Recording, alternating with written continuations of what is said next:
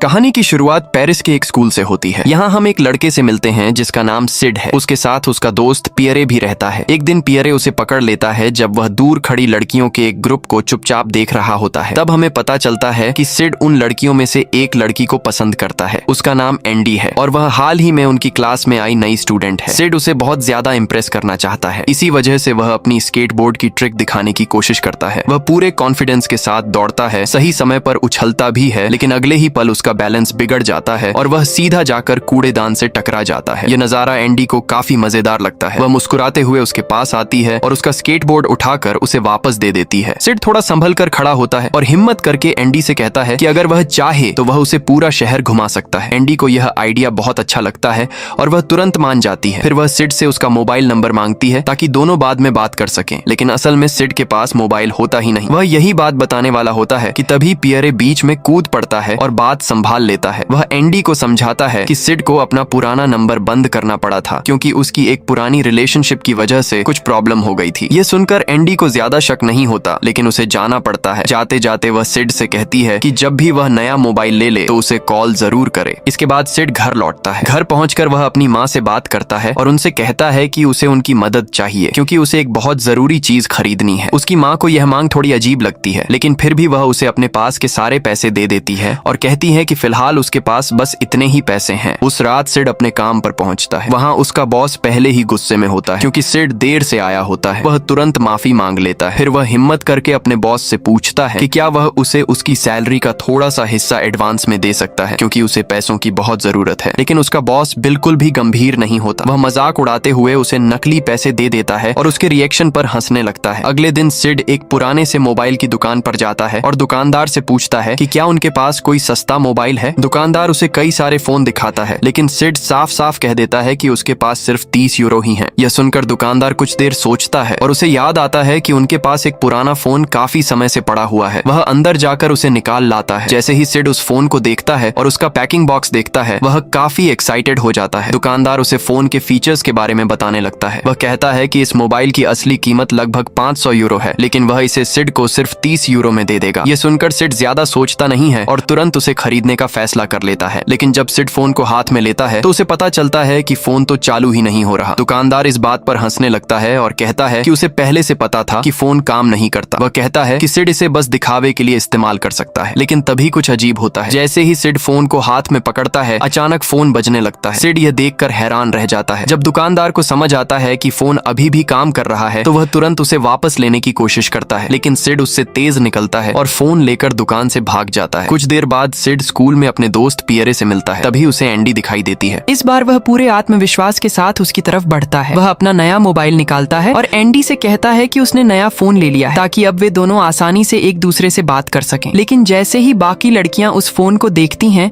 उन्हें उसका अजीब सा डिजाइन दिखता है और वे सिड का मजाक उड़ाने लगती हैं। वे एंडी को अपने साथ लेकर चली जाती हैं और जाते जाते उसकी खराब आर्थिक हालत पर भी ताने मारती हैं। यह देखकर पियरे अपने दोस्त को दिलासा देने की कोशिश करता है। वह सिड से कहता है कि वे लड़कियां असल में किसी लायक नहीं हैं। इसके बाद दोनों दोस्त अपनी क्लास में चले जाते हैं। लैब के अंदर वेयरगल नाम का एक लड़का और उसका पूरा ग्रुप सिड और पियरे का मजाक उड़ाने लगता है। बात इतनी बढ़ जाती है कि लैब के बीचों बीच दोनों ग्रुप के बीच झगड़ा शुरू हो जाता है। तभी टीचर तुरंत वहां आ जाती है और किसी तरह स्थिति को संभालने की कोशिश करती है। टीचर पढ़ाना शुरू करती है, लेकिन वे लड़के पूरी क्लास के दौरान उसे परेशान करते रहते हैं। दूसरी तरफ एंडी और उसकी सहेलियां यह सब देखकर हंसती रहती हैं। उसी समय अचानक सिड का मोबाइल अपने आप चालू हो जाता है और अपने आप ही एक नंबर डायल करने लगता है। तभी एंडी की एक दोस्त मार्गोट के फोन पर कॉल आने लगती है। जैसे ही वह फोन कान से लगाती है, उसे फोन के अंदर से अजीब और डरावनी शैतानी आवाजें सुनाई देने लगती हैं। कुछ ही पल में ऐसा लगता है जैसे वह फोन उसके दिमाग पर कब्जा कर लेता है। वह अचानक गैस बर्नर को चालू कर देती है। फिर वह अपनी दूसरी दोस्त क्लेमेंस के बालों में आग लगा देती है। जैसे ही एंडी अपनी दोस्त के सिर को जलते हुए देखती है, वह जोर जोर से चिल्लाने लगती है और अगले ही पल पूरी क्लास में अफरा तफरी मच जाती है। उनकी दोस्त ने आग बुझाने के लिए फायर एक्सटिंग्विशर लाकर इस्तेमाल किया ताकि आग पर काबू पाया जा सके। इसके बाद स्कूल का प्रिंसिपल मार्जोट के पास आता है। उसके साथ एक जासूस भी होता है। जासूस यह पता लगाता है कि जिस नंबर से कॉल आई थी वह एक प्राइवेट नंबर था। इसका मतलब यह था कि इस नंबर तक पहुंच पाना मुश्किल था और उनके पास कोई ठोस सबूत नहीं था। जब उन्हें समझ आता है कि अब वे कुछ नहीं कर सकते, जासूस जांच को अस्थायी रूप से रोक देते हैं और छात्रों को जाने देते हैं। अगले दिन सिड अपने कमरे में बैठा होता है और खुद से बात करता है कि वह एंडी को कितना पसंद करता है। इसी बीच वह देखता है कि उसका मोबाइल वीडियो कॉल पर एंडी के साथ जुड़ा हुआ है। सिड बहुत घबराता है क्योंकि वह उसके नंबर तक नहीं पहुंच पा रहा और एंडी ने जो पहले सुना था उसके बावजूद वह पूरी शांति और सहजता से बात कर रही होती है। सिड फिर उसे बाहर जाने का ऑफर देता है लेकिन तुरंत शर्मिंदगी महसूस करता है और कॉल खत्म कर देता है। इसके बाद वह फोन की बाकी क्षमताओं को देखकर यह सोचता है कि मोबाइल सच में असाधारण है। वह देखता है कि मोबाइल ने कल मैजिद के साथ कॉल की थी और वह सोच में पड़ जाता है कि ऐसा क्यों हो रहा है। क्लास के समय मर्जो अपनी दोस्त से माफी मांगती है लेकिन वह लड़की माफ नहीं करती और उसे इग्नोर करती है। सिड और पियरे रहस्यमय कॉल्स के बारे में बात कर रहे होते हैं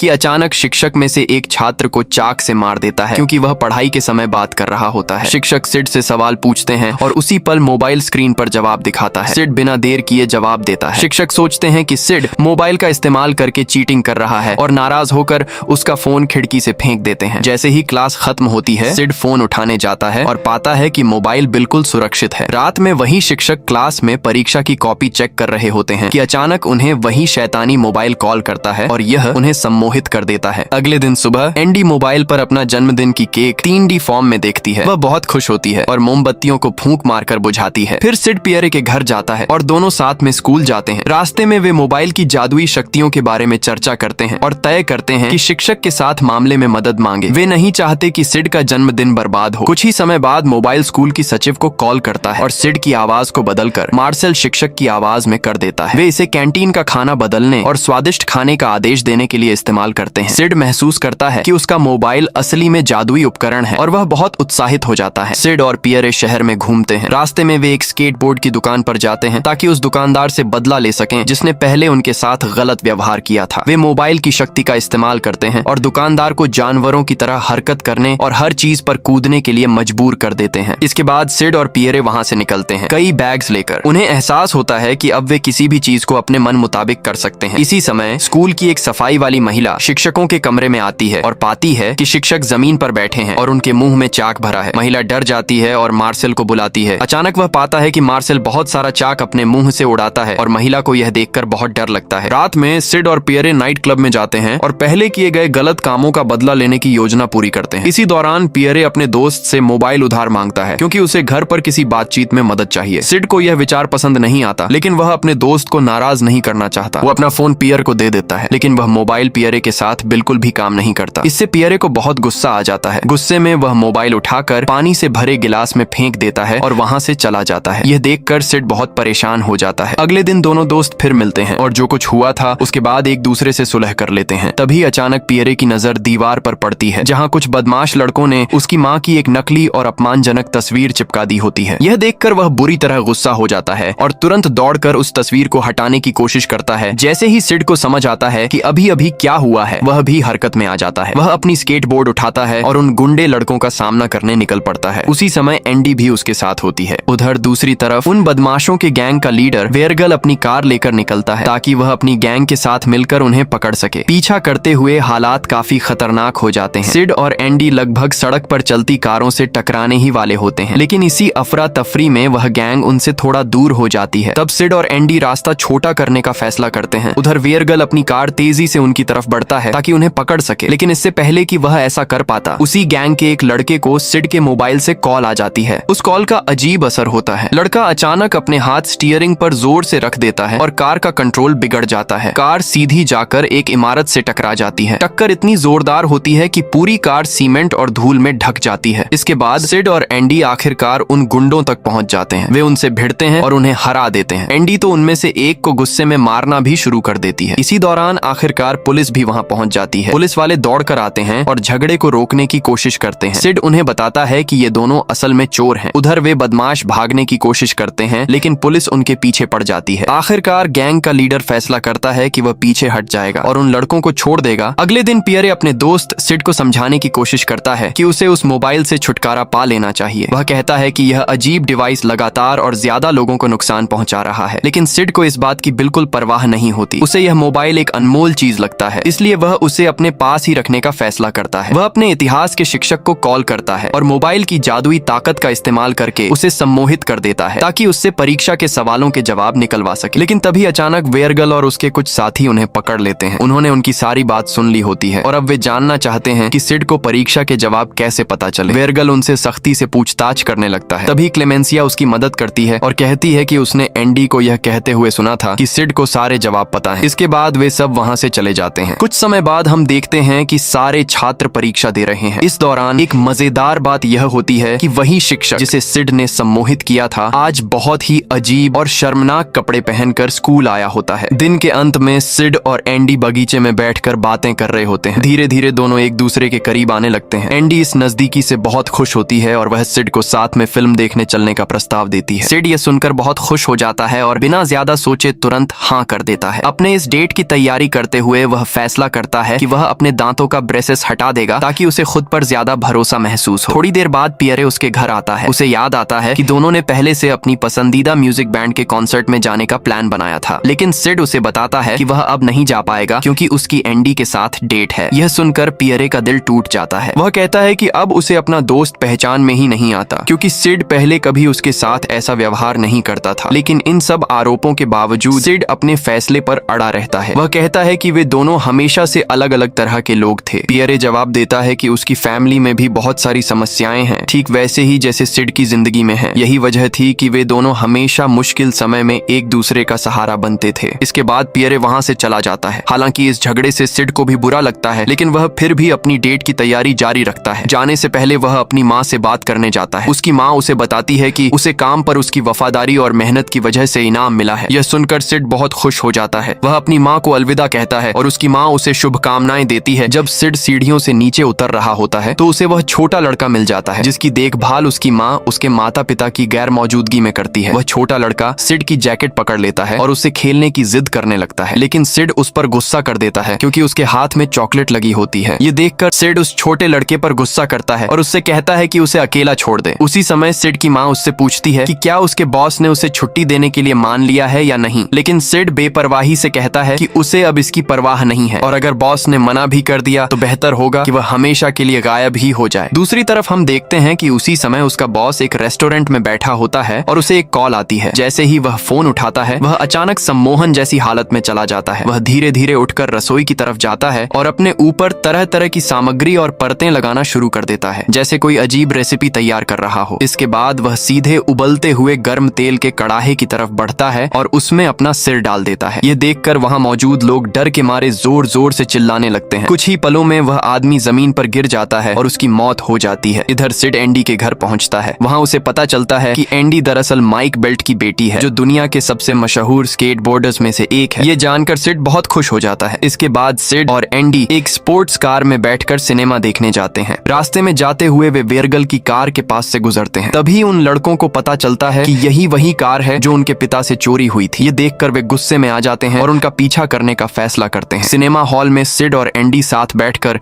एक हॉरर फिल्म देख रहे होते हैं। तभी अचानक सिड को याद आता है कि वह अपना मोबाइल कार में ही छोड़ आया है। वह तुरंत उठकर बाहर भागता है ताकि कार से फोन वापस ले आए, लेकिन बाहर पहुंचते ही वेरगल और उसके दोस्त उस पर हमला कर देते हैं। वे कार छीन लेते हैं, सिड को बांध देते हैं और जमीन पर फेंक देते हैं। कुछ देर बाद सिड किसी तरह वापस सिनेमा हॉल में एंडी के पास लौटता है। वह उसे पूरी सच्चाई बता देता है और यह भी स्वीकार करता है कि वह सिर्फ उसे प्रभावित करने के लिए खुद को अमीर दिखाने की कोशिश कर रहा था। लेकिन एंडी कहती है कि उसे कभी भी इन चीजों से फर्क नहीं पड़ा। फिर वह उसे दिखाती है कि वह अभी भी उसके साथ अपनी डेट जारी रखना चाहती है, इसलिए दोनों फिर से बैठकर फिल्म देखने लगते हैं। अगले दृश्य में हम वेरगल और उसके दोस्तों को देखते हैं जो उस कार को वापस मिलने की खुशी में जश्न मना रहे होते हैं। तभी फ्रैंकलिन नाम का एक लड़का नोटिस करता है कि सिड अपना मोबाइल कार में ही छोड़ गया है। उसी समय फोन बजने लगता है। जैसे ही वह कॉल उठाता है वह भी सम्मोहन के असर में आ जाता है। फोन उसकी सोच और हरकतों को कंट्रोल करने लगता है। अचानक वह कार से कूद पड़ता है। फ्रैंकलिन सीधे सड़क के बीच में गिर जाता है। वह उठकर संभल भी नहीं पाता कि तभी एक तेज रफ्तार कार उसे टक्कर मार देती है और उसी पल उसकी मौत हो जाती है। इधर सिड और एंडी फिल्म खत्म होने के बाद सिनेमा से बाहर निकल रहे होते हैं, लेकिन बाहर आते ही दो पुलिस अधिकारी उन्हें रोक लेते हैं और दोनों को थाने ले जाते हैं। वहां वेरगल और डेविड फिर से सिड का सामना करते हैं। जैसे ही वे उसे देखते हैं वे गुस्से से भर जाते हैं और उस पर आरोप लगाने लगते हैं कि जो भी गड़बड़ हुई है उसके पीछे वही जिम्मेदार है। पुलिस स्थिति को बिगड़ने से रोकने की कोशिश करती है और फिलहाल